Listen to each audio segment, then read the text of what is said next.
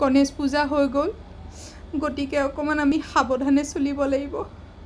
আমাৰ টীমটো অলপ সাৱধানে চলিব লাগিব। এতিয়া চব ভেজাল বস্তু লৈ আহিছে, যিবিলাক খাই আমি যাতে সোনকালে মৰোঁ। সেইকেইদিন খুব পূজা কৰিলে মানুহ জাতিটো সমান নিষ্ঠুৰ মানুহ মই পৃথিৱীত দেখা নাই।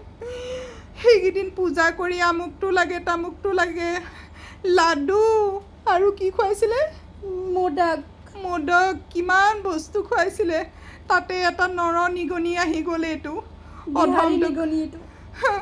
এইটো নিগনি এতিয়া হিন্দীত কথা পাতে আমাৰ লগত। ইমান কষ্ট, তাৰ মাজতে আলহী পুহিবলগীয়া হৈছে আমি। খাবলৈতো একো নাপাওঁ। তাতে আঠাজাতীয় মানুহবিলাকে সেইখন আনে, না ইকাতি কৰিব পাৰোঁ না সিকাতি কৰিব পাৰোঁ। কি গুচি যায় মোৰ, কি জীৱন। তাতে এইটো খায়ে থাকে, আমি অনা বস্তুখিনিও খাই থাকে। গোটেই বস্তুখিনি শেষ কৰি পেলাই। না চেহেৰা বাঢ়িছে না কিবা বাঢ়িছে। এই ভাইটোৰ এৰিবও নোৱাৰোঁ, ধৰিবও নোৱাৰোঁ। কি ক'ম, কি দুখৰ বিলৈ। ইমান পূজা কৰি ভাবিছিলোঁ যে আমাক মৰম চেনেহত ৰাখিব।